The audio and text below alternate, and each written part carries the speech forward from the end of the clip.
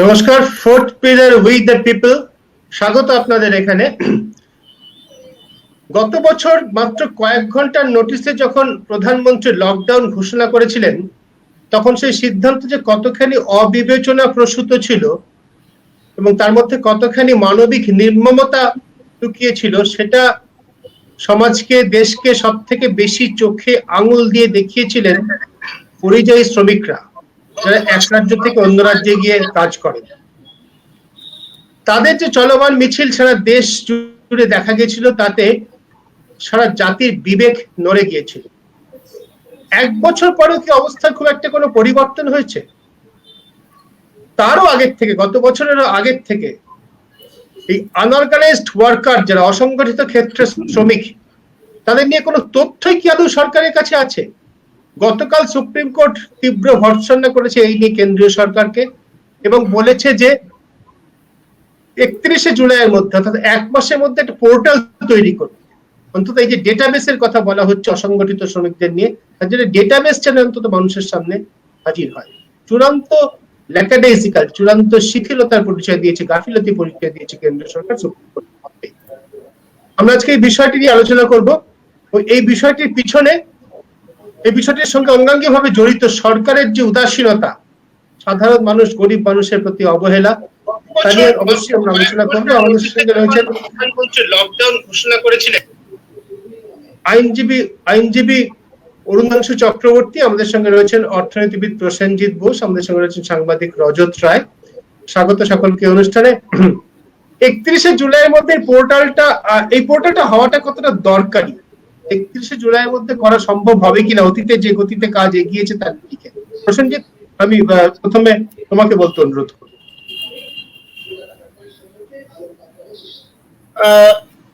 আমার মনে হয় যে প্রথমত সুপ্রিম কোর্ট অত্যন্ত উদ্বেগ জানিয়েছে এবং ভর্ৎসনা করেছে যে সরকারের যে চূড়ান্ত ঔদাসীন্য, এই পোর্টালটা শুধু নয়, পোর্টালটার মাধ্যমে 2017-18 যে ন্যাশনাল স্যাম্পল সার্ভে, সেই সার্ভে অনুযায়ী 38 কোটি অসংগঠিত ক্ষেত্রের শ্রমিক আমাদের দেশে আছে। তাদের সমস্ত তথ্য কেন্দ্রীয় যে শ্রম মন্ত্রক, ministry of labour and employment, তার এক জায়গায় আনার কথা। এর জন্য বহুদিন ধরে কাজ চলছে, সেই কাজ এখনো তারা শেষ করতে পারেনি। গত বছর বারে বারে সুপ্রিম কোর্টে যখন এই পরিযায়ী শ্রমিকদের মাধ্যমে এই সামগ্রিক যে অর্থনৈতিক সংকটের বিষয়টাই সুপ্রিম কোর্টের গোচরে আসে, তো তারপরেও গত এক বছরে যে গাফিলতি কেন্দ্রীয় শ্রম মন্ত্রক দেখিয়েছে, তাকে সুপ্রিম কোর্ট ক্ষমার অযোগ্য বলে অভিহিত করেছে এবং নির্দেশ দিয়েছে যে আর এক মাসের মধ্যে, অর্থাৎ 31শে জুলাইয়ের মধ্যে অন্তত এই পোর্টালটার কাজ শেষ করে, কারণ এই পোর্টালের পেছনে ইতিমধ্যেই 45 কোটি টাকার বেশি খরচা হয়ে গেছে, তাহলে পোর্টালটার কাজ যাতে শুধু শুরু নয়, এর ফলে যে এর মাধ্যমে যে নথিভুক্ত করা হবে অসংগঠিত ক্ষেত্রের শ্রমিকদের, সেই নথিকরণের কাজ যাতে শুরু হয় এবং 31শে ডিসেম্বরের মধ্যে সেই কাজকে শেষ করতে হবে, এই একটা ডেডলাইন সুপ্রিম কোর্ট অর্ডারে আছে। এ ব্যতীত রেশনের বিষয়ে আছে যে মাইগ্রেন্ট ওয়ার্কার, কেন্দ্রীয় সরকারের নিজের হিসেব অনুযায়ী গত বছর পরিযায়ী শ্রমিক 2,80,00,000 তারা নথিভুক্ত করেছিলেন, যারা গত বছরের লকডাউনের সময় যারা কেন্দ্রীয় সরকার এবং রাজ্য সরকারগুলো যাদের সুযোগ সুবিধা দিয়েছিল, খাবার, রেশন ইত্যাদি দিয়েছিল, তাদেরকে বিনামূল্যে রেশনের ব্যবস্থা করার অর্ডার আছে। আর এই ওয়ান নেশন ওয়ান রেশন, এইটাকে ইমপ্লিমেন্ট করার জন্য হচ্ছে সরকারকে বলা হয়েছে।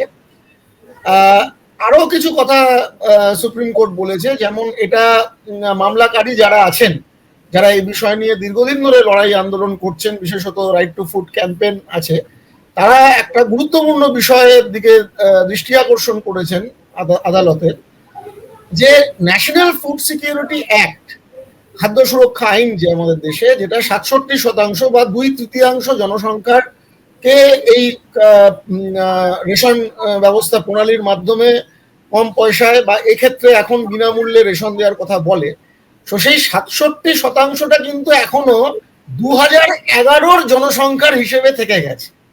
তো 2011-র জনসংখ্যার হিসেবে 67% মানে 80 কোটিকে এখন অব্দি দেওয়া হচ্ছে, কিন্তু এখন যে আমাদের দেশের জনসংখ্যা সেটা আর 121 কোটি নেই, এখন সেই জনসংখ্যাটা হয়ে গেছে 136 কোটি, যার ভিত্তিতে ভ্যাকসিনেশনের হিসেব হচ্ছে।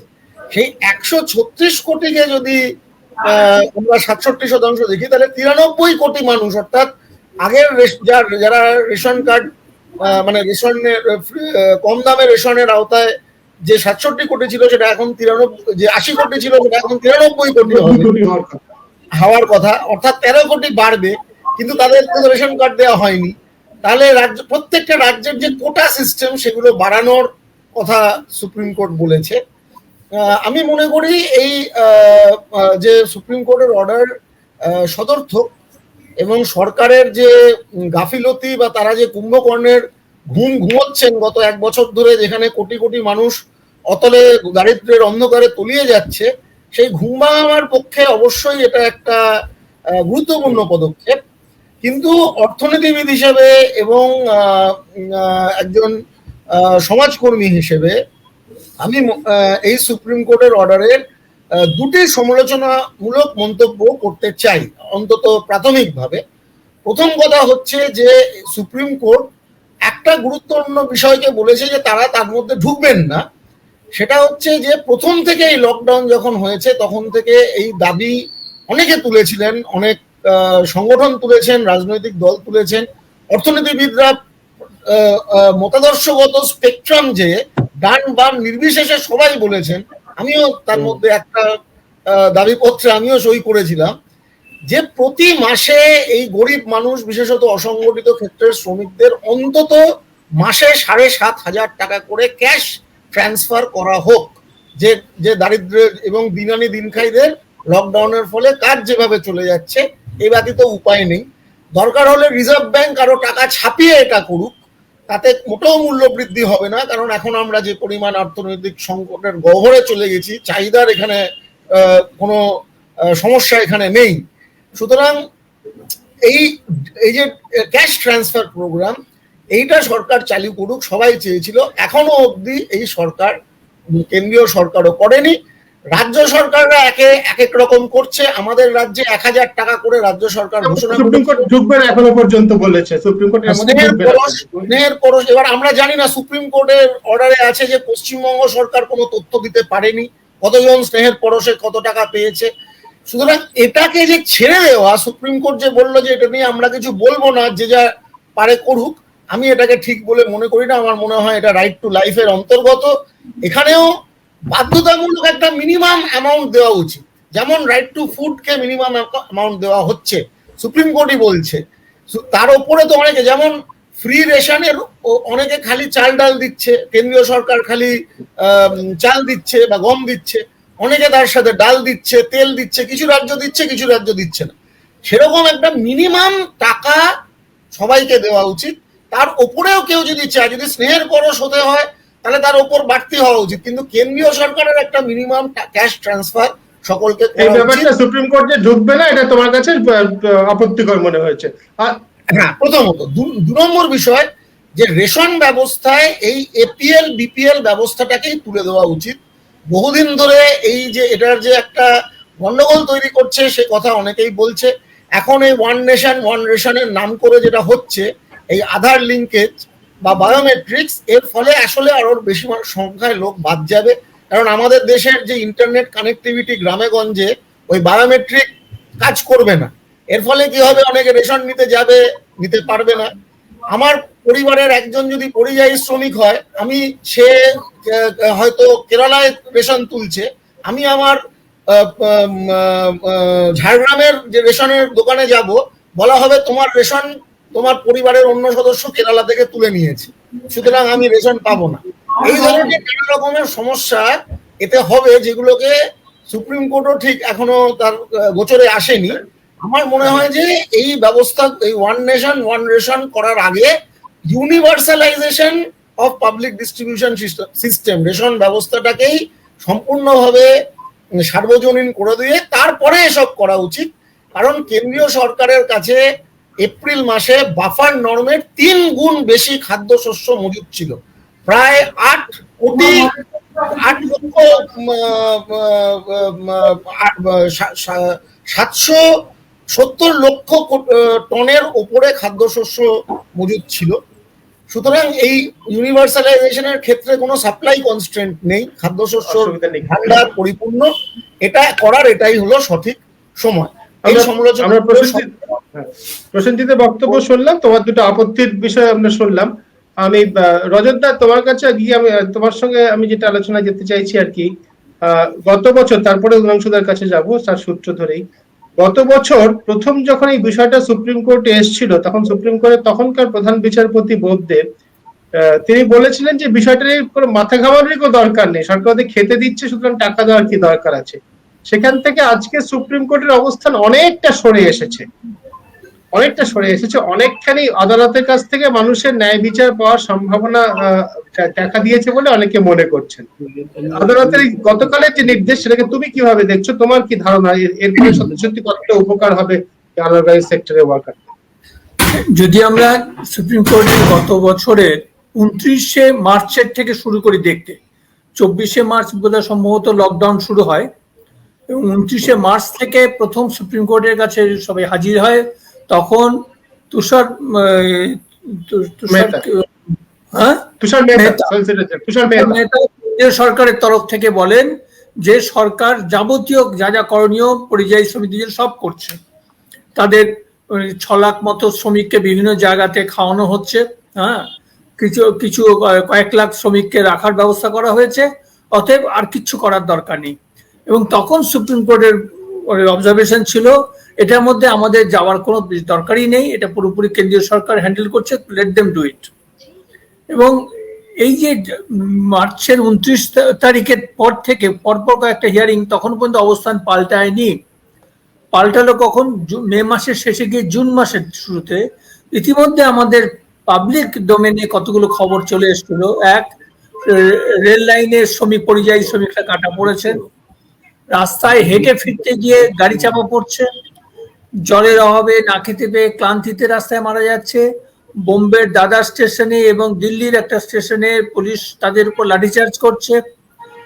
এই যে পরিযায়ী শ্রমিকদের উপর একটা রাষ্ট্রের নির্মম একটা সন্ত্রাস, এবং তাছাড়া রাষ্ট্রের উদাসীনতা, ইনডিফারেন্স, একদম ট্রেনে চাপা পড়ে যাচ্ছে বেশ কয়েকজন শ্রমিক, ক্লান্ত হয়ে তারা রেল লাইনের স্লিপারে ঘুমিয়ে পড়েছিল, এবং তার জন্য কারো কোনো সমবেদনার প্রশ্ন নেই। এই নিয়ে এইসব ঘটনা যখন সংবাদ মাধ্যমে বেরোলো, তারপরে তুমুল একটা শোরগোল তৈরি হলো, তখন সুপ্রিম কোর্ট তার অ্যাটিটিউড আস্তে আস্তে বদলাতে শুরু করলো। এবং আমরা যদি খেয়াল করে দেখি, জুনে, গত বছরের কথা বলছি, জুনে জুলাইয়ে পরপর তখন তারা বেশ কিছু সুমোটো কেস নিল এবং ডাইরেক্টিভ দিতে শুরু করলো। এইবার আসি আজকের প্রসঙ্গে যে আলোচনাটা হচ্ছে, এই যে ডাইরেক্টিভ দিতে শুরু করেছিল, এটা করে কে দিচ্ছিলেন? অশোক ভূষণের বেঞ্চ, 3 মেম্বারের বেঞ্চ, অশোক ভূষণ যিনি রিটায়ার করে গেলেন। তার আগে চিফ জাস্টিসরা কিন্তু অন্যরকম ইনডিফারেন্স দেখিয়েছিল। অশোক ভূষণ অনেক বেশি কনস্ট্রাকটিভ মেজার গুলো নিতে এগোচ্ছেন, করে এসে শেষ অবজারভেশনটা দিয়ে গেলেন গতকাল। এবং এখানে যে ডাটাবেসের কথাটা বলা হচ্ছে, এই ডাটাবেস তৈরি করতে গেলে আমরা মজার হচ্ছে যে আমরা অনেকগুলো সংখ্যা দেখে, নানান ধরনের সংখ্যা দেখে বিভ্রান্ত। প্রসেনজিৎ নিজেই বলেছেন 38 কোটি শ্রমিক রয়েছেন যারা আনঅর্গানাইজড সেক্টরে ভারতবর্ষে। এখন সুপ্রিম কোর্টের এই অর্ডারের মধ্যে খতিয়ে দেখলে দেখা যাবে তারা বলছে 94% of the workers in India are in unorganised sector, 94%, ঠিক আছে।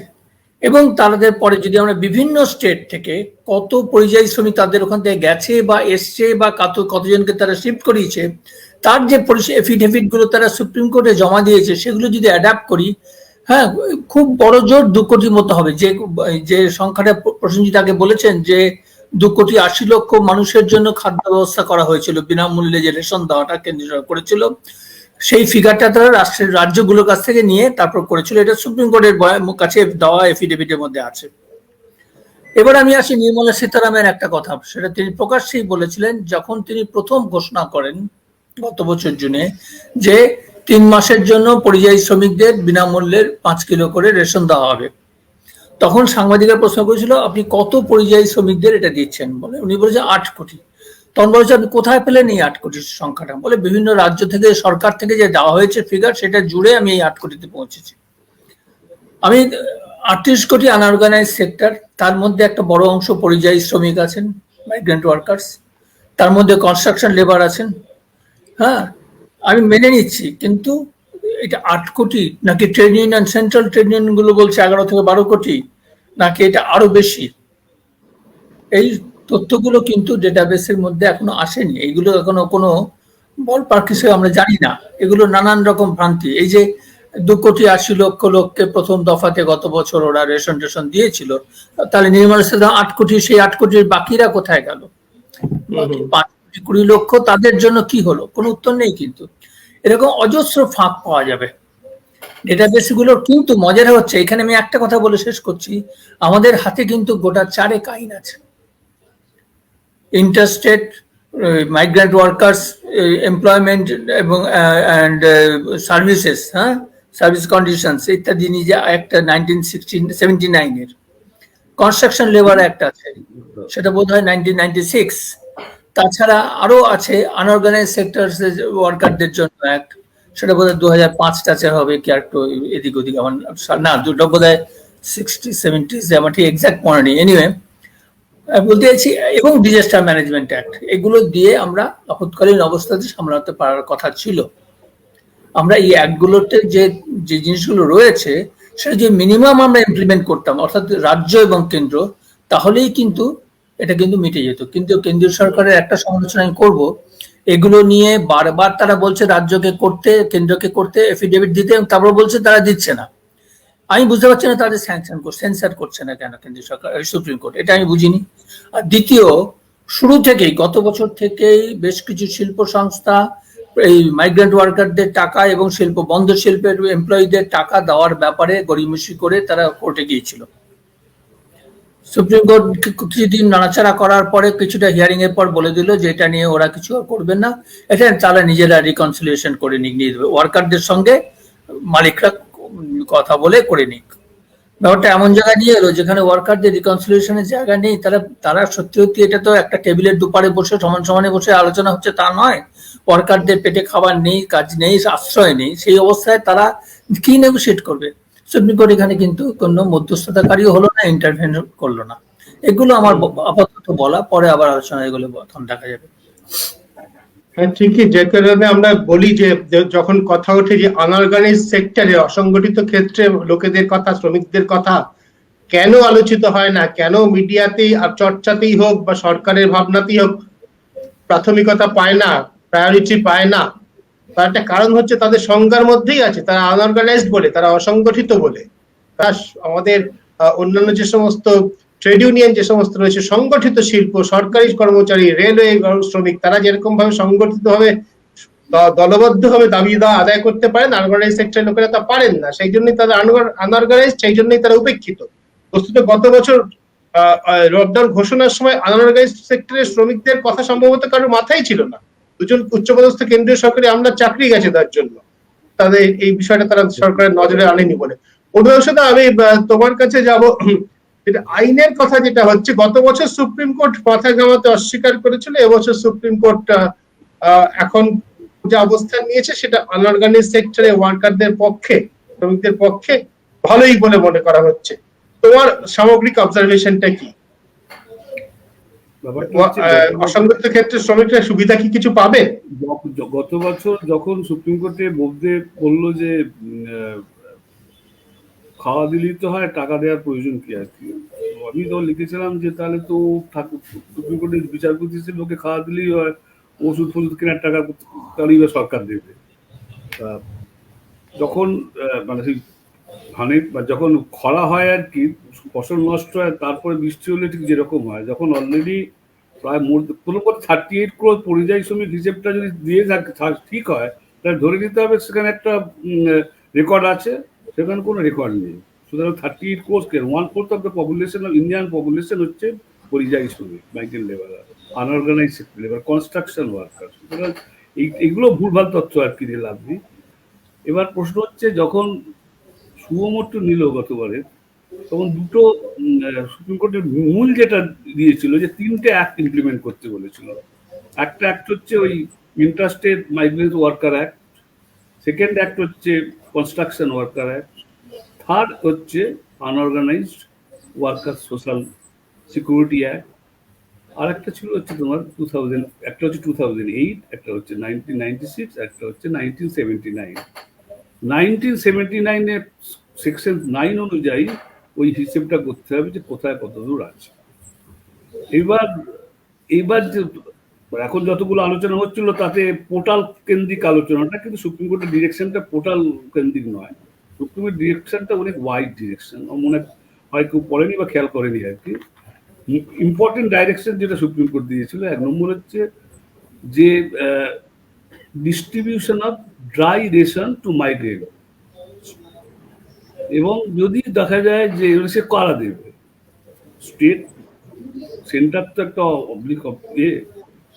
ধরুন ওয়েস্ট বেঙ্গল, মধ্যপ্রদেশ বা এনি আদার স্টেট, তাদের যদি শর্টেজ অফ ফুড হয় তার জন্য ডাইরেকশনটা upon the state central government additional food grain দেবে।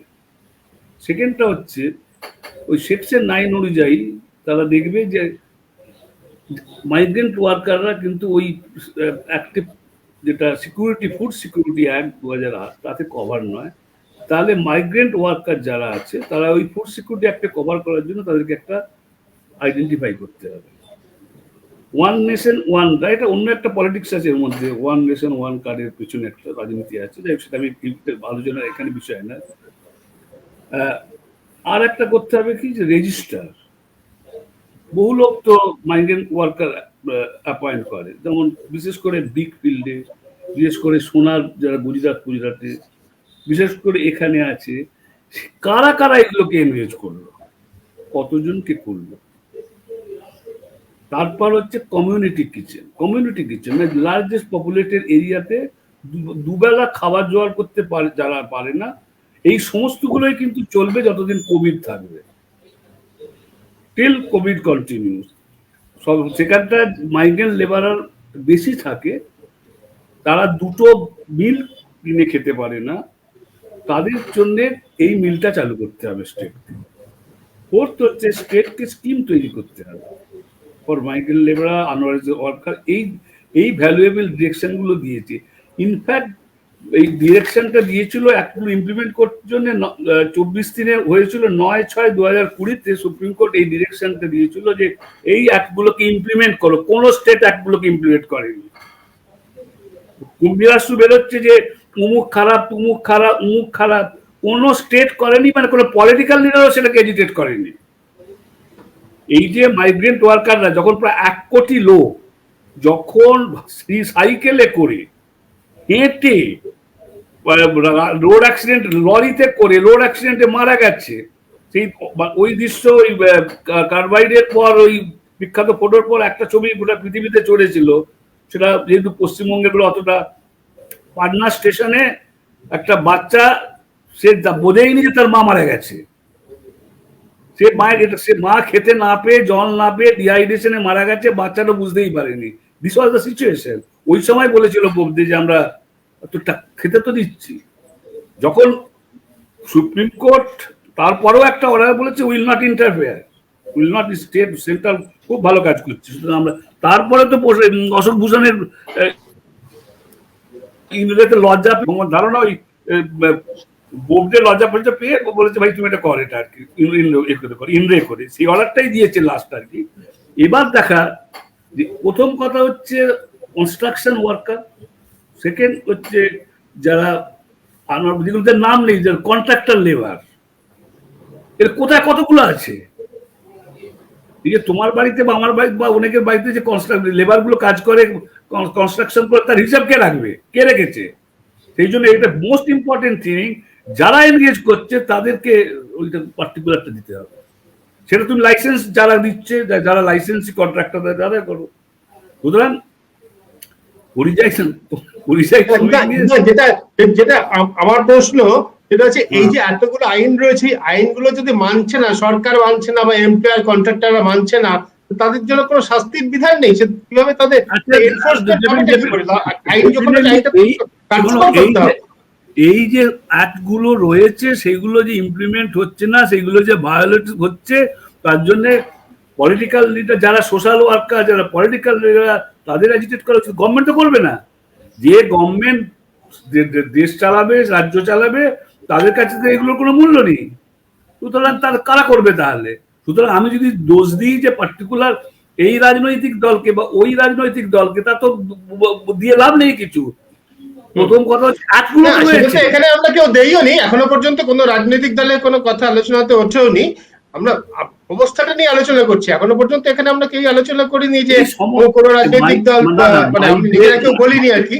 যদি একজন দর্শক বলছেন যে তার তথ্য অনুযায়ী কেরালাতে কিছু ব্যবস্থা হয়েছে অতিথি শ্রমিকদের রেশন কমিউনিটি কিচেনে, একজন দর্শক বলছেন, আমরা তো কোনো রাজনৈতিক দলের কেরালে হয়েছে, কমিউনিটি কিচেন কেরালে হয়েছে, এটা ঘটনা কেরালে অনেক বেশি সে অর্থে, যার জন্য এই যে রজতদা কিছু বলছিলেন, রজতদা কিছু বলছিল। হ্যাঁ রজতদা প্লিজ বলো। বলছিলাম যে একজন দর্শক যেটা বলেছেন সেটা আমি আরেকটু ওটাকে আরেক ধাপ এগিয়ে নিয়ে বলতে চাই। কেরালা কিন্তু আরো কিছু কাজ আগে থেকেই করতে শুরু করেছিল। এক হচ্ছে এই পরিযায়ী শ্রমিকদের ডেটাবেস তৈরি করা, দুই হচ্ছে তাদের বেশ কিছু অংশের জন্য শুরু করে দিয়েছে কাজটা, এখন এটা জাস্ট খুব অল্প পরিমাণে, সেটা হচ্ছে তাদের হাউজিং, তাদের থাকার ব্যবস্থার জন্য আলাদা হাউজিং জমি দিয়ে। তার মধ্যে কেরালা কিন্তু বিশাল কোনো ল্যান্ড আছে তা না, তার মধ্যে ওরা চেষ্টা করেছে। আর ওদের স্বাস্থ্যর জন্য আলাদা সোশ্যাল সিকিউরিটি দিয়েছে, স্বাস্থ্যের জন্য, বাচ্চাদের জন্য শিক্ষার ব্যবস্থা করেছে, বাংলা স্কুলও আছে যার জন্য। এবং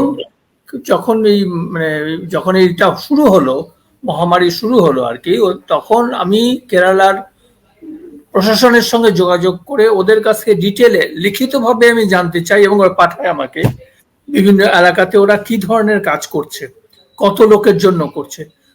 মানে যে কোনো অন্য রাজ্যে কোথাও এরকম উত্তর পাওয়া যায় না। ওরা যত দ্রুত ওরা সমস্ত ডিটেল পাঠিয়ে দিয়েছিল আমাকে। তা আমার বলার উদ্দেশ্য হচ্ছে যে এই জিনিসটা বলার পরেই যেটা মাথায় আসে, 1979 অ্যাক্টে তো অরুণাংশু যে আইনের কথা বলেছেন, প্রসেনজিৎ যে আইনের কথা জানেন, যে এই লেখা আছে যে আমার রাজ্য থেকে যদি পরিযায়ী শ্রমিক কেরলে যায় পশ্চিমবঙ্গে, তাহলে পশ্চিমবঙ্গে তাকে আগে রেকর্ড করতে হবে, আর যে ঠিকাদার নিয়ে যাচ্ছে তাকে রেকর্ড করে রিপোর্ট দিতে হবে কোন কাজে আসছে, কি নাম, কোত্থেকে, কত মাইনে পাবে, কতদিন কাজ, সমস্ত ডেটা থাকবে। তো ডেটাবেস তো অটোমেটিক্যালি তৈরি হওয়ার কথা ছিল, দুটো রাজ্যেই থাকবে। কিন্তু পশ্চিমবঙ্গ সরকারের তখন যারা ক্ষমতায় ছিলেন বামপন্থীরা, তারা 1979 অ্যাক্ট, তারা 2011 পর্যন্ত ছিলেন, এর মধ্যে কেন এই কাজে একেবারেই হাত দিলেন না? আমার এখানে একটা খটকা আছে, প্রসেনজিৎ আমার চেয়ে বেটার বলবেন এই বিষয়টা। সেটা হচ্ছে যে এখানকার বামপন্থীদের শ্রমিক আন্দোলন বরাবরই অর্গানাইজ সেক্টর কেন্দ্রিক, এরা আনঅর্গানাইজ সেক্টরের, ফলে এদের দিকে তাকানোটা অতটা জরুরি তাগিদ হয়তো আসেনি। হ্যাঁ, বলবে কিছু প্রসেনজিতের কাছে যাবো এই প্রশ্নটা নিয়ে। যেটা মোস্ট ইম্পর্টেন্ট, যেটা এই যে ডিরেকশন গুলো, এগুলো কিন্তু এক মাসের মধ্যে ইমপ্লিমেন্ট করতে হবে। This is very important thing in this judgment. আর যেটা বলেছে যে 1979 অ্যাক্ট অনুযায়ী ফুড সিকিউরিটি অ্যাক্ট 2000, তাতে যারা কভার নয়, আরবান অ্যান্ড রুরাল, সেইগুলোকে সেন্ট্রাল গভর্নমেন্টকে ডিটারমিন করতে হবে যে আমার আরবান এরিয়ায় বা রুরাল এরিয়ায় এত লোক শ্রমিক আছে যারা ফুড সিকিউরিটি অ্যাক্ট অনুযায়ী, প্রভিশন অনুযায়ী কভার হচ্ছে না, ওগুলোকে ডিটারমিন করে ওগুলোকে ফুড সিকিউরিটি অ্যাক্টের মধ্যে ঢোকাতে হবে। যাদের কোনো কার্ড নেই আর কি, রেশন কার্ড নেই। হ্যাঁ, মানে রেশন কার্ড তো ওয়ান নেশন কার্ড। ফুড, যেটা বহুত ইম্পর্টেন্ট, ফুড সিকিউরিটি অ্যাক্ট 2008, তাই 2008 ফুড সিকিউরিটি তার আওতায় যারা পড়ছে তাদের ঢোকাতে হবে, সেটাই রাইট। কনস্ট্রাকশনটা হচ্ছে 2013 একটা অ্যাক্ট আছে, ওইটাই ফুড সিকিউরিটি অ্যাক্ট মনে হচ্ছে। সবথেকে গুরুত্বপূর্ণ মূল আইনটা হচ্ছে 1979 সালে, সেটাই আমাদের দেখার, আমরা আলোচনা তো করছি এই জন্যই আমাদের দর্শকরা যারা দেখছেন, যারা শুনছেন, ফুড সিকিউরিটি অ্যাক্টে আর্টিকেল 21 কে এক্সটেন্ড করলো যে right to live with dignity and basic necessities. ওই বেসিক নেসেসিটিস আর right to live with dignity এইটা 2013। এই ফুড সিকিউরিটি অ্যাক্টের আন্ডারে যারা নেই তাদেরকে আনো। একদম একদম অবশ্যই এটা সব থেকে গুরুত্বপূর্ণ বিষয়। আর আইনটা তো মূল আইনটা হয়েছিল তো আজ থেকে 40 বছর আগে। বাস্তব অবস্থা হচ্ছে এই 79 সালে, 1939 বছর, 42 বছর আগে হয়েছিল। বাস্তব অবস্থা হচ্ছে এই যে যা 42 বছরে হয়নি তা 1 মাসে করতে বলা হচ্ছে। আমরা সাধারণ মানুষটা সেভাবেই দেখছি আর কি, সংশয় আছে। কিন্তু এর মধ্যে একটা অনিবার্যভাবে রাজনীতির প্রসঙ্গ আসেই। একজন দর্শক যেটা বলছিলেন যে মানুষকে মর্যাদা দেওয়া, শুধু ওয়েলফেয়ার স্টেট শব্দটি, ওয়েলফেয়ার স্টেট শব্দ মর্যাদা দিতে হবে কেন্দ্রকে, শুধু কর্পোরেট দালালি করলে চলবে না। রাষ্ট্র তার দায়িত্ব কতটা মনে করছে, নাগরিককে খাদ্য দেওয়া রাষ্ট্র তার দায়িত্ব বলে মনে করছে কিনা, মূল ভাবনাটার প্রসঙ্গ তো আসেই, এবং তার চেয়ে অবধারিতভাবে রাজনীতির প্রসঙ্গ আসবেই। এসে পড়েছে ইতিমধ্যে কেরালার পারফরমেন্সের কথা যখন আসে সেটা এসেই পড়ে। আমরা এই প্রশ্নজিৎ, যে 42 বছরে হয়নি 1 মাসে কি হবে? না, আমি এক কথায় যদি বলতে হয় হবে না, কিন্তু কেন হবে না বা কি করা উচিত সেই নিয়ে আমার একটু অন্য ধরনের আছে। প্রথম কথা হচ্ছে যে আমার মনে হয় যে ওই 79 যে মাইগ্রেন্ট ওয়ার্কারদের যে অ্যাক্ট বলছেন, আমার মনে হয় ওই আইনটা আজকের দিনে ওটার প্রাসঙ্গিকতাটাই খুব কম। কারণ আজকে যে স্কেলের মাইগ্রেশন আমরা দেখছি এবং অর্থনীতি 1980-র তুলনায় আজকে যে কোথায় চলে গেছে, এমন ব্যবসা বা এমন কর্মক্ষেত্র তৈরি হয়েছে। ধরুন আজকের এই যে হোম ডেলিভারি করছেন জোম্যাটো বা সুইগি বা এই ধরনের যে ওয়ার্কাররা শহরাঞ্চলে বা ইভেন গ্রামে, আজকে আমরা পশ্চিমবঙ্গের মুর্শিদাবাদ, মালদা থেকে কেরলের বিভিন্ন জায়গায় যে ধরনের মাইগ্রেশন আমরা দেখছি, এগুলো 1979-তে ছিল না। তার স্কেল, তার স্কোপ, এই ট্রেডগুলো তো ছিল না, এই কাজগুলোই তো ছিল না, অর্থনীতির অ্যাক্টিভিটিগুলো ছিল না। যে employer relationship has undergone a lot of changes and so on. আমি যেটা বলতে চাইছি, এক কথায় বলতে গেলে, প্রথম কথা, পরিযায়ী শ্রমিকদের জন্য বর্তমান পরিস্থিতিতে নতুন আইন প্রয়োজন। এটা এখনো কেউ দাবি করছে না। আমার মনে হয় এই দাবিটা সমস্ত ট্রেড ইউনিয়নের করা উচিত, এবং পরিযায়ী শ্রমিকদের এই যে খাদ্য সুরক্ষার যে অধিকার, যেটা ওয়ান নেশন ওয়ান রেশন দিয়ে করার চেষ্টা হচ্ছে, সেই একমাত্র সেটা নয়, তার সমস্ত কিছু, তার প্রভিডেন্ট ফান্ড থেকে আরম্ভ করে, তার সোশ্যাল সিকিউরিটি থেকে আরম্ভ করে, মাইগ্রেন্ট ওয়ার্কারদের প্রপোর্শন পপুলেশনে যে পরিমাণ বেড়ে গেছে, মোবাইল ওয়ার্কার, তার সাথে সামঞ্জস্যপূর্ণ আজকের দিনে একটা আধুনিক পরিযায়ী শ্রমিকদের আইন আমাদের দেশে হওয়া উচিত। এই দাবি সকলের তোলা উচিত বলে আমি মনে করি। এটা হচ্ছে এক। দুই হচ্ছে যে পরিযায়ী শ্রমিকদের প্রশ্নটা যেমন, তার মধ্যে যেমন একটা স্পেসিফিসিটি আছে, কিন্তু পরিযায়ী শ্রমিকরা কিন্তু এটা ভুলে গেলে চলবে না যে অসংগঠিত ক্ষেত্রের মধ্যে পরিযায়ী শ্রমিকদের পার্সেন্টেজটা কিন্তু একটা ছোট পার্সেন্ট, হয়তো 10, হয়তো 12। এটা নিয়ে আবার নতুন সার্ভে হওয়া উচিত। এখন তো সেন্সাস থেকে আরম্ভ করে কোনো সার্ভেই হচ্ছে না, নতুন করে সার্ভে যখন হবে তখন আসল তথ্য বেরোবে। কিন্তু এটা মানে ইট গোজ উইদাউট সেইং যে আমাদের দেশের লাস্ট যা সার্ভে হয়েছে তাতে আমাদের 49 কোটি মতো আমাদের দেশের শ্রমজীবী মানুষের সংখ্যা, এবং তার মধ্যে 38 হোক 40 হোক, মানে একটা বিশাল পরিমাণ হচ্ছে অসংগঠিত ক্ষেত্রের শ্রমিক। আমি যেটা বলতে চাইছি সেটা হচ্ছে, এবং এটা অনেক অর্থনীতিবিদদেরই এটা মত, যে কেন্দ্রীয় সরকার, দেখুন রাজ্য সরকারকে আপনি, কেরালা করেছে, পশ্চিমবঙ্গ পারেনি, মধ্যপ্রদেশ করেছে, গুজরাট পারেনি, এইসবে বলে লাভ নেই। রাজ্য সরকারগুলোর আমাদের দেশের যে সাংবিধানিক ব্যবস্থা, আমাদের দেশের যে মনিটারি অ্যারেঞ্জমেন্ট, যে বাজেটের ব্যবস্থা, রাজ্য সরকার একটা ইউনিভার্সাল রাইট কখনো ক্রিয়েট করতে পারে না। সেটাকে টপ আপ করতে পারবে, কিন্তু যেমন আমাদের রাজ্য সরকার, সদর্থক ব্যাপার যে সে খাদ্যসাথী প্রকল্পে যে খাদ্য সুরক্ষা আইন যতটুকু কভারেজ দিচ্ছে তার থেকে কিছু বাড়তি 1 কোটি 1.5 কোটি বাড়তি লোককে সে দিচ্ছে, এটা রাজ্য সরকার করতে পারে। কিন্তু কোটি কোটি কোটি কোটি মানুষকে, 40 কোটি মানুষের জন্য একটা যদি অধিকার ক্রিয়েট করতে হয়, সেটা কেন্দ্রীয় সরকারকে করতে হবে, এটা রাজ্য সরকার পারে না। আর সেটা সবসময় কেন্দ্রীয় সরকারেরই হওয়া উচিত, কারণ রাজ্য সরকার করলে এক রাজ্য সরকার শ্রমিকদের জন্য করেছে, যেটা সুপ্রিম কোর্টের অর্ডারে আছে, যে কেউ 1000 টাকা দিয়েছে শ্রমিকদের, কেউ 6000 টাকা দিয়েছে। এটা কেন হবে? আমার দেশের শ্রমিক কেউ 1000 টাকা ভাতা পাচ্ছে, কেউ 6000 টাকা ভরপাই পাচ্ছে, এটা কেন হবে? তাহলে আমি যেটা বলছি সেটা যেটা বেসিক মিনিমাম বেসিক ইনকাম বা মিনিমাম বেসিক ইনকাম সাপোর্ট, এইটা যেমন কৃষকদের একটা কমন রেটে দেওয়া হচ্ছে, সেরকম পরিযায়ী পিএম কিষানের মাধ্যমে দেওয়া হচ্ছে, সেরকম পরিযায়ী শ্রমিকদের জন্য অ্যাক্রস দ্য বোর্ড সকলকে দেওয়া উচিত। এবং এই পোর্টাল যখন হচ্ছে, পোর্টালের হওয়ার মানেটা কি?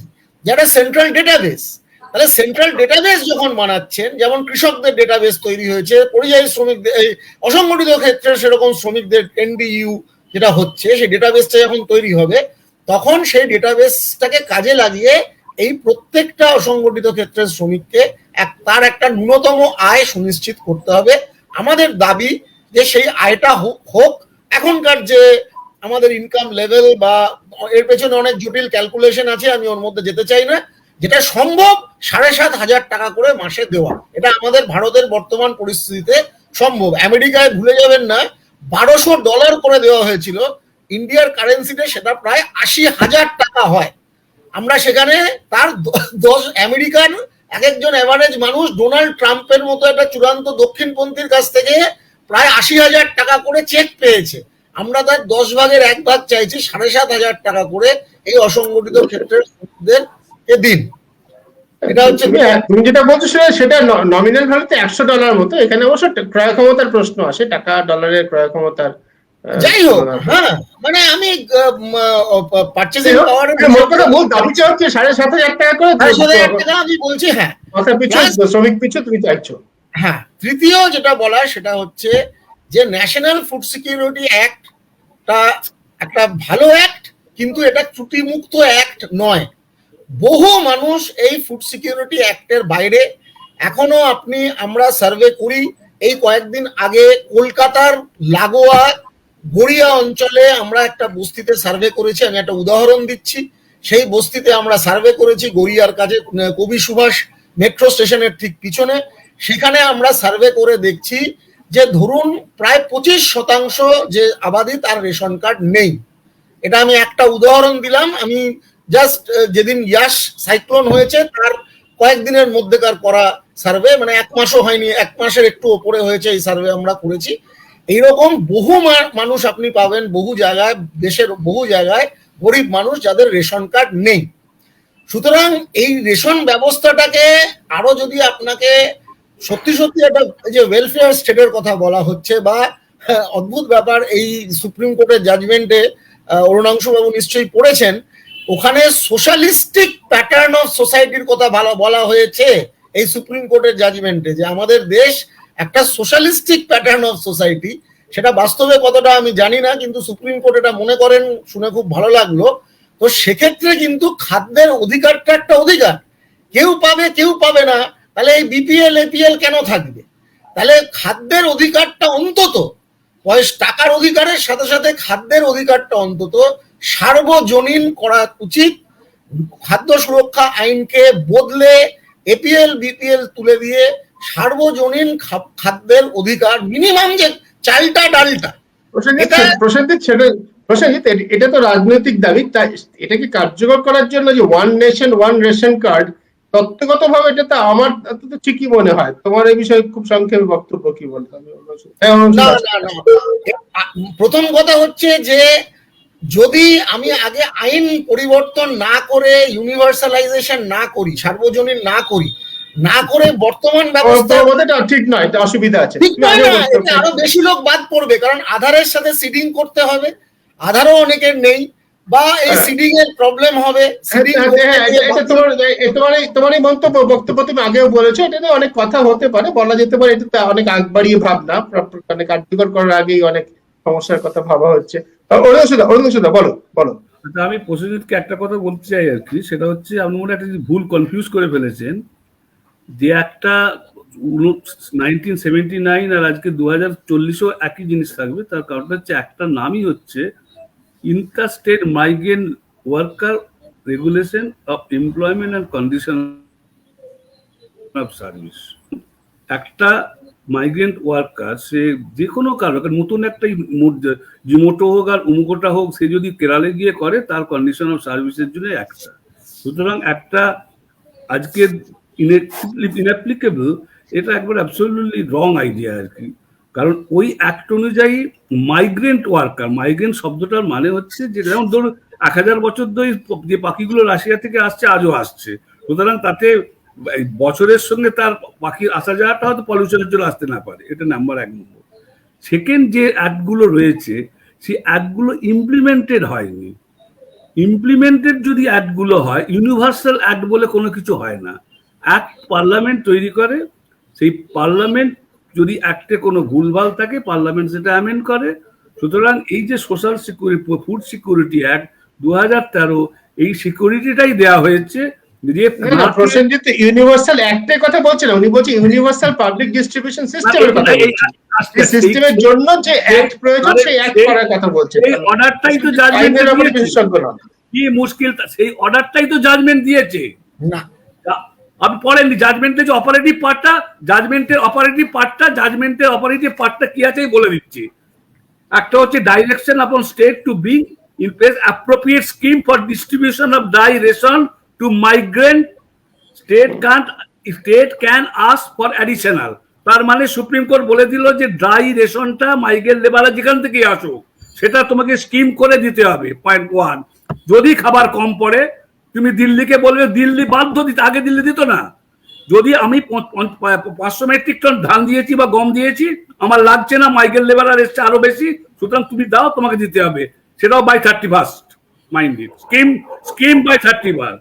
সেকেন্ড হচ্ছে centre may under exercise under section 9, যেখানে কি ন্যাশনাল ফুড সিকিউরিটি অ্যাক্ট 2013-তে যারা কভার হয়নি তাদেরকে কভার করতে হবে। থার্ড হচ্ছে রেজিস্টার এস্টাবলিশ আ লাইসেন্স, যারা লেবারদেরকে এনগেজ করে, লেবারদেরকে তারা কারা, তাদেরকে এই পয়েন্টগুলো তো আমরা আগে আলোচনা করেছি। প্রত্যেকটা ধারা ধরে প্রত্যেকটা অর্ডার ধরে আমরা আগে আলোচনা করেছি। হোয়াট এলস ইউ ওয়ান্ট, আমি তো একটা আছে তো একটা। তার মানে আসছি প্রসেনজিৎ, আসছি। তার মানে অরুণাংশুদা, তোমার বক্তব্য হচ্ছে যে আইন যথেষ্ট রয়েছে, সেটাকে যদি ঠিক মতো রূপায়ণ করা যায় তাহলে সমস্যার সমাধান হবে, তাই তো? হ্যাঁ, ডেফিনেটলি। কারণ হচ্ছে যখন খাবারের right to food practically article 21 এলো, মানে ফান্ডামেন্টাল রাইট, ফান্ডামেন্টাল রাইটের পর আর কি থাকতে পারে? ফান্ডামেন্টাল রাইট, যখন তুমি right to live with dignity, এমনকি right to die with dignity is also extended under article 21। একটা লোক মরবে যে, তারও কিন্তু ঠিক। সুতরাং আমি যে ফুড সিকিউরিটিটা একটা করলাম, আমি সেটা আমি ইমপ্লিমেন্ট করতে না পারাটা সেটা স্টেটের দায়িত্ব, নট সেন্ট্রাল গভর্নমেন্টের দায়িত্ব। না, মূল বিষয়টা তো বলছে, তাই মূল বিষয় এখানেই আমার আপত্তি। আমার মনে হয় যে অরুণাংশু বাবু আইনের বা সুপ্রিম কোর্ট জাজমেন্টের একটা ব্যাখ্যা উনি দিচ্ছেন, কিন্তু আমার এখানে মতামত একটু ভিন্ন। প্রথম কথায় আমি আসছি, প্রসেনজিৎকে শুনে নি আমরা, তারপর আসছি। না, কিন্তু আমার ব্যাখ্যা বলে দিয়েছে, শুনে নিন আপনি আমার কথাটা। প্রসেনজিতের কথা শুনে নিন। প্রথম কথায় ইন্টারস্টেট মাইগ্রেন্ট ওয়ার্কারদের যে অ্যাক্ট আছে, সেই অ্যাক্টগুলো মাইগ্রেন্ট ওয়ার্কারের যে রেজিস্ট্রেশন বা তার যে অধিকার সুনিশ্চিত করার দায়িত্বটা, এটা রাজ্য সরকারগুলির ওপরে ন্যস্ত করে, এবং যে লেবার কন্ট্রাক্টর, সেই কন্ট্রাক্টরদের রেজিস্ট্রেশন তাদের ওপরে ন্যস্ত করে।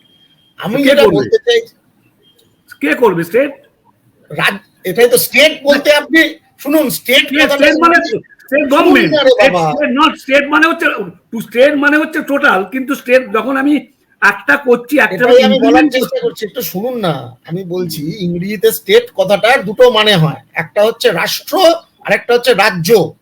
আমি বলছি যে এখানে যেটা হচ্ছে রাষ্ট্র কিন্তু ডোন্ট ফরগেট হ্যাঁ, আর্টিকেল 12 কিন্তু অ্যাপ্লিকেবল টু সেন্ট্রাল গভর্নমেন্ট আর স্টেট গভর্নমেন্ট। আমি যে ব্যাখ্যাটা করছি আমার কথাটা যদি একটু ধৈর্য ধরে শোনেন, আমি আপনার কথার বিরোধিতা করছি না, কিন্তু আমি যেটা বলার চেষ্টা করছি সেটা হচ্ছে যে ওই আইনটার মধ্যে কেন্দ্রীয় সরকারের যে একটা বাড়তি ভূমিকা থাকা উচিত ইন্টারস্টেট মাইগ্রেন্টদের জন্য, সেই ভূমিকাটা পরিষ্কারভাবে ডিলিমিটেড নেই। সেটা আজকের দিনে প্রাসঙ্গিকতা অপরিসীম, কারণ মাইগ্রেশন ম্যাসিভলি বেড়ে গেছে এবং কমপ্লিকেটেড প্যাটার্নসে মাইগ্রেশন হচ্ছে, কাজের নেচারে অনেক চেঞ্জ হয়েছে, অ্যাক্রস ক্লাস মাইগ্রেশন হচ্ছে, হোয়াইট কলার মাইগ্রেশন আছে, ব্লু কলার মাইগ্রেশন আছে। এই সমস্ত কিছুকে মাথায় রেখে আমি মনে করি একটা নতুন, আগেরটা যা আছে আছে, একটা নতুন ইন্টারস্টেট মাইগ্রেশনের প্যাটার্নের সাথে সামঞ্জস্যপূর্ণ, বর্তমান পরিস্থিতির সাথে সামঞ্জস্যপূর্ণ একটা নতুন আইন হওয়া প্রয়োজন। তার মানে আগের আইনটা সবটা খারাপ আমি সেটা বলছি না, অনেক কিছু সেই আগের আইনটা, বিশেষত কেন্দ্রীয় সরকারের যে ভূমিকা, সেই ভূমিকার জায়গাটা আগের আইনে অপরিষ্কার। আমি মনে করি সেটাকে আরো স্পষ্ট করার প্রয়োজন আছে। 2 নম্বর, আপনি যে খাদ্য সুরক্ষার বিষয়টা বললেন, সেটা আমার মনে হয় যে আপনার সাথে আমার মতের পার্থক্য আছে। আমি মনে করি ন্যাশনাল ফুড সিকিউরিটি অ্যাক্ট 2013 সেটা একটা পার্শিয়ালি বা কিছুটা সদর্থক সেটা নয় কেন? কারণ দেখুন, আপনি যদি একটা কল্যাণ রাষ্ট্রকে নির্মাণ করতে চান, বা এই যে সুপ্রিম কোর্টের অর্ডারে আছে সোশ্যালিস্টিক প্যাটার্ন অফ সোসাইটি অর্থাৎ সমাজতন্ত্র, আমি মনে করি সমাজতন্ত্রে বা সংবিধানে যে সমাজতন্ত্রের কথা বলা আছে তার কিছু মৌলিক সমাজতন্ত্র মানে আপনি মানে একটা লোককে আপনি বলবেন আতপেটা খেয়ে থাকলে সেটা সমাজতন্ত্র।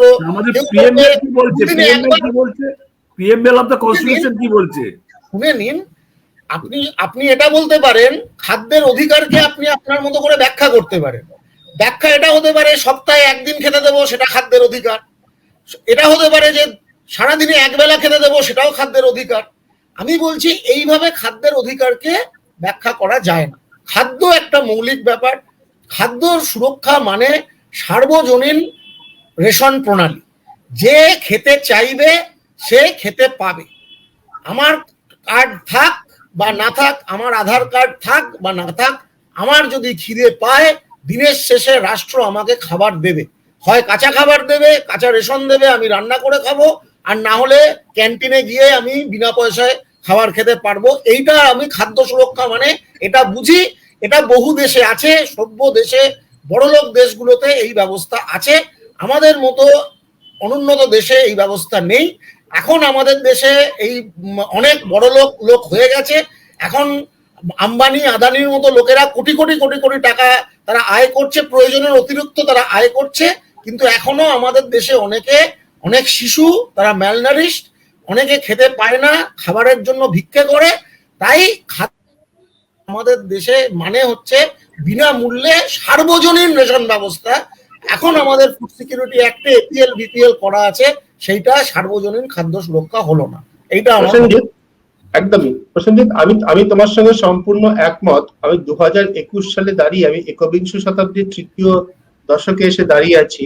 আমি বিজ্ঞান প্রযুক্তির এত উন্নতির কথা বলছি, সেখানে খাদ্যের অধিকার বলতে আমরা বুঝবো, এটা আধুনিক সংজ্ঞায় যা বলা হয়, দিনে অত ক্যালোরি দরকার, শহরাঞ্চলে অথবা গ্রামাঞ্চলে কি কাজ করে এবং তার শরীরে ওজন অনুযায়ী যত ক্যালোরি দরকার। শুধু ভাত নয়, পুষ্টিও বটে একই সঙ্গে। পুষ্টির অধিকার, অর্থাৎ আমরা তো খাদ্যের অধিকার থেকে এগিয়ে পুষ্টির অধিকারের কথা বলছি, রাইট টু নিউট্রিশন। আমাদের মনে হয় সেই কথাগুলো খুব জোর গলায় বলার সময় এসেছে। কি বুঝি না বুঝি সকলেই আমাদের ফোর্থ পিলার ইন দ্য পিপলার, আমরা জোর দিয়ে বলবো যে আমরা খাদ্যের অধিকার বলতে বুঝি মানুষের কি কাজ করেন, তার দেহের ওজন কত এবং বয়স কত, সেই অনুযায়ী নির্দিষ্ট ক্যালোরি, আধুনিকে যেটা মাপা, এত ক্যালোরি আমাকে সারা দিনে দিতে হবে, সেটা হচ্ছে আমার পক্ষে খাদ্য, প্রয়োজনীয় খাদ্য, সেটা দিতে হবে। রজতদা, দৃষ্টিভঙ্গির পরিবর্তনে আসছি, রজতদা, দৃষ্টিভঙ্গির একটা নিশ্চয়ই ব্যাপার রয়েছে যে আমি খাদ্যের অধিকারকে কিভাবে দেখি। সুপ্রিম কোর্ট যেভাবে পুরো জিনিসটাতে দেখছে, আইনের সূক্ষ্মাতিসূক্ষ্ম বিচার করে আমরা তো কোনো জায়গায় পৌঁছতে পারবো না। আমি দৃষ্টিভঙ্গির কথা বলছি, যেটা সুপ্রিম কোর্টের দৃষ্টিভঙ্গি গত বছর বোবদে যখন চিফ জাস্টিস ছিলেন, না এখন যে দৃষ্টিভঙ্গি গতকালের অর্ডারে আমরা দেখেছি গত পরশুদিনের অর্ডার সম্পূর্ণ আলাদা, সম্পূর্ণ বিপরীত বিচারের দৃষ্টিভঙ্গি। আদালত যদি এই দৃষ্টিভঙ্গি নেয় তাহলে কি আগামী দিনে মানুষের খাদ্যের অধিকার কিছুটা সুরক্ষিত হতে পারে? তোমার কি মত? হ্যাঁ, আমি কিছুটা আশাবাদী এই কারণে যে আদালতে যেটা প্রসেনজিৎ যার উল্লেখ করেছেন যে গত সেই সাম্প্রতিক যে নির্দেশ আলাদা সুপ্রিম কোর্টের, তাতে ওই যে সমাজতান্ত্রিক ধাঁচের কাঠামো ইত্যাদি যে কথাগুলো বলা হয়েছে সেটা অ্যাকচুয়ালি 1983 সালের টেক্সটাইল ইন্ডাস্ট্রির শ্রমিকদের ইউনিয়নের সঙ্গে একটা মামলাতে সেই তখন জাস্টিস ভগবতী সুপ্রিম কোর্টের তিনি কথাটা বলেছিলেন, তিনি তার অর্ডারে এই কথাগুলো বলেছেন, সেটা এখানে উদ্ধৃত করা হয়েছে। উদ্ধৃত করা মানে হচ্ছে যে জাস্টিস অশোক ভূষণও এই কথাটাতে সায় দিচ্ছেন।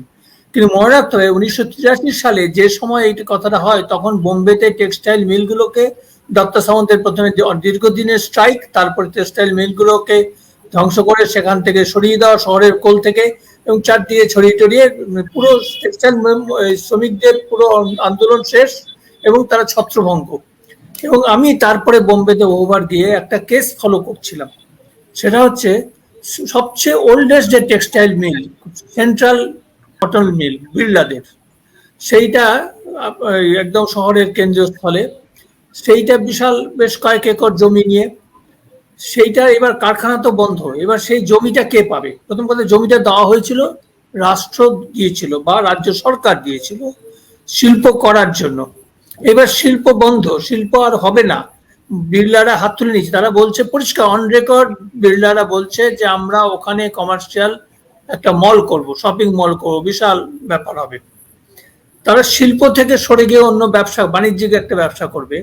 এবার জমিটা কে পাবে? এই মামলাতে শ্রমিকরা দাবি করলো যে তারাও সম্পদ তৈরিতে স্টেক হোল্ডার, সম্পদ তৈরি করেছে, তাদেরও একটা স্টেক থাকা দরকার। অনেক টানা বাহানার পরে শেষ পর্যন্ত, যদিও মানে কোর্ট এবং মানে রাজ্য সরকার সবাই ছিল বিড়লাদের হাতে জমিটা ছেড়ে দেওয়ার পক্ষপাতী, শেষ পর্যন্ত 3 একর মতো জমি শ্রমিকদের হাতে দেওয়া হলো। বলা হলো হ্যাঁ ওদের একটা স্টেক আছে এবং ওদের অনেকে পাওনা গন্ডা সমস্ত কিছু পাবে কি পাবে না সেগুলোর জন্য গ্যারান্টি হিসেবে জমিটা অন্তত থাক। এবং এটা মানে যে এলাকাতে, বোম্বে সেন্ট্রাল এলাকাতে, সেটা বুঝতেই হবে যে তার মহার্ঘ দাম আর কি সেটা। তা আমি সেটার ভার্ডিক্টটা এনেছিলাম। ভার্ডিক্টটা আমি হ্যাঁ পারেলে সম্ভব পারেলে না, এটা পারলেন, এটা আরো সেন্ট্রাল জায়গাতে, আমাদের এই মুহূর্তে জায়গাটার নামটা মনে পড়ছে না, কিন্তু আমি সেখানে গেছি আর কি, ওই মিলটাতেও আমি গেছি।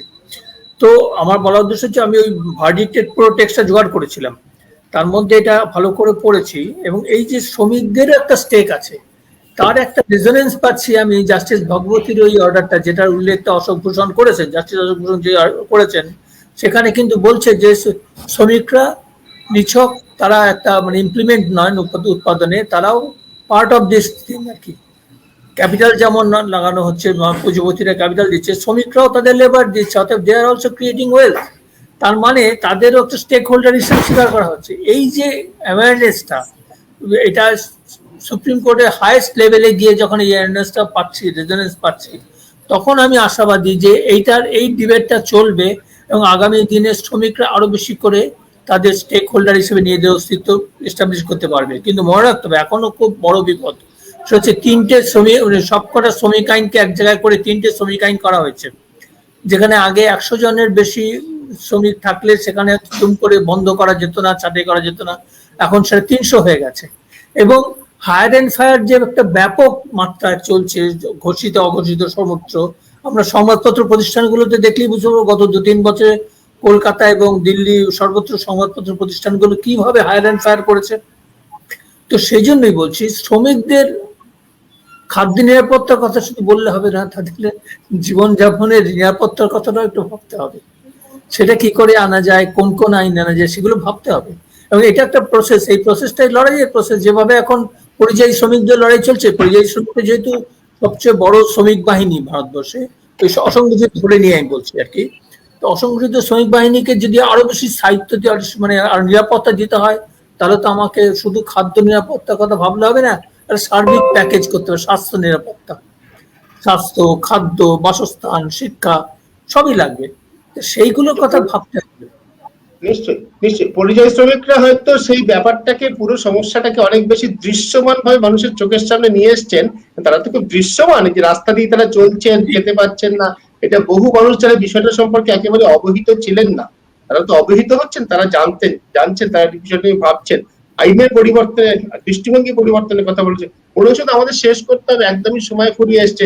সুপ্রিম কোর্টের যে দৃষ্টিভঙ্গির পরিবর্তন, এর সঙ্গে কি বিচারপতি পরিবর্তনের কোনো সম্পর্ক আছে? প্রশ্ন হচ্ছে, যেটা বললো যে সোশ্যালিস্ট কথাটা যেটা ব্যবহার করেছে, সেটা অ্যাকচুয়ালি বিজেপি চাইছে কথাটা তুলে দিচ্ছে। তার কারণ মানে প্রিএমবেলটা 1977-এ অ্যামেন্ড হয়েছিল প্রিএমবেল, তাতে যেটা হয়েছে, we the people of India having resolve two constitute India into sovereign socialist and secular Democrat. সুতরাং সোশ্যালিস্ট শব্দটা জাস্টিস ভগবতীও নয়, জাস্টিস প্রশান্ত ভূষণও নয়। সোশ্যালিস্ট শব্দটা হচ্ছে, এবং তার যে প্রিএমবেলে যেটা আছে, এই অ্যাক্টগুলো in accordance with the constitutional preamble থেকে করা। সুতরাং এই যে একটা প্রিএমবেলটা যদি একবার দেখে নেওয়ার একবার, তাহলে তুমি দেখবে যে কি লেখা আছে প্রিএমবেলে। না, এটা তো 77 সালে 76 সালে সম্ভবত কনস্টিটিউশন অ্যামেন্ডমেন্টে যোগ হয়েছিল, 42 অ্যামেন্ডমেন্টে সোশ্যালিস্ট এবং সেকুলার দুটো শব্দ যোগ হয়েছে। না, সেটা তো রাজনৈতিক বিষয়, আমরা সেটা বলছি না। রাজনীতি কি করে হয়? কনস্টিটিউশনে সোশ্যালিস্ট শব্দটা ঢুকিয়েছে, সেটা রাজনীতির বিষয় আগে কি করে? কনস্টিটিউশন সোশ্যালিস্ট কিসের বিষয় তাহলে এটা? সংবিধানটাও তো সংবিধান না। Constitution is the mother of all act and statute. সংবিধানের প্রিএমবেল কনস্টিটিউশনের মধ্যে তো আমাদের পলিটিক্স, আমাদের পলিটিক্সে এমবেডেড আছে। আমরা কিভাবে রাষ্ট্রকে দেখতে চেয়েছি সেটা তো একেবারে নিহিত আছে আমাদের কনস্টিটিউশনের মধ্যে। একটা অ্যাক্টগুলো ইমপ্লিমেন্টেড করা হয়, তাহলে যে সমস্যাটা আমরা, সেটা কতটা সদিচ্ছা ইমপ্লিমেন্ট করার, সেটা সবটাই অনেক বড় প্রশ্ন। সবাই আমরা অবশ্যই অবশ্যই অরুণাম শুধু আইনজীবী হিসেবে মনে করছেন যে আইনগুলো যথেষ্ট ঠিকভাবে কার্যকর করা দরকার, রূপায়ণ করা দরকার, ইমপ্লিমেন্ট করা দরকার। প্রসেনজিতের বক্তব্য, নতুন আইনের প্রয়োজন রয়েছে। যদি ল্যাকুনা থাকে, আরে যদি আইনে কোনো ল্যাকুনা থাকে অ্যামেন্ড করো। শোনো, আইন যদি ধরো আউটডেটেড হয়, যেটাকে বলে রিপিল অ্যান্ড অ্যামেন্ডমেন্ট অ্যাক্ট, যদি দেখা যায় অবসোলেট কোনো পার্টিকুলার, তাহলে সেটাকে তুমি আইনের বই থেকে বাদ দিয়ে দাও বাই ওয়ে অফ অ্যামেন্ডমেন্ট। মূল আইনটা যদি মনে এটা অ্যাড করাতে হবে, এইটা আমি অ্যাড করলাম, সে সাজেশন দিয়ে ওটাকে অ্যাড করো। কিন্তু অবশ্যই অবশ্যই একদমই তাই। এবং যেটা আমরা জানি, আমাদের দর্শকরাও জানেন, যেটা শেষ পর্যন্ত আইনের পরিবর্তন করবেন কারা? আইনের পরিবর্তন কিন্তু সাংবাদিকরা, আইনজীবীরা, এমনকি জজ সাহেবরা, সুপ্রিম কোর্টের জজেরাও করবেন না। আইন পরিবর্তন করবেন যারা আইন বানান, যারা জনপ্রতিনিধি, যারা আইন প্রণেতা, যারা পার্লামেন্টে যান, যারা অ্যাসেম্বলিতে যান। তাদের রাজনৈতিক ভাবনার মধ্যে, মাথার মধ্যে সেটা আছে কিনা যে রাষ্ট্রের কর্তব্য কতটা, কতদূর রাষ্ট্র যাবে নাগরিককে সুরক্ষা দিতে, নাগরিকের জন্য, সেটা তো মূল প্রশ্ন। সেই ভাবনাগত পরিবর্তনের নিশ্চয়ই পরিবর্তন। ছোট উদাহরণ দিচ্ছি, আজকে সুপ্রিম কোর্ট বলেছে যে we can not direct speaker যে কতদিনের মধ্যে অ্যান্টি ডিফেকশন আইন। আবার ওই সুপ্রিম কোর্টের 3 জাজমেন্ট মণিপুরের কেসে বলেছে 3 মাসের মধ্যে করতে হবে, ঠিক উইদিন 3 মান্থস। মানে এটা ঘটনা যে জজ, কোর্ট ক্যান নট এনাক্ট ল। দু রকমের ল হয়, একটা জাজমেন্ট ল, কোন যদি অ্যাম্বিগুইটি, এই যে আদালতে এক একবার এক এক রকম নির্দেশ দেয় বলেই তো ভাবছে এই যে এখনকার চিফ জাস্টিস, যে তার যে গুরু জাস্টিস রবীন্দ্রন, তার anomalies of law and justice বইটার কথা বলেছেন, সেটা কিনে পড়বো ভাবছি। না, তো বলেছে যে জজ যদি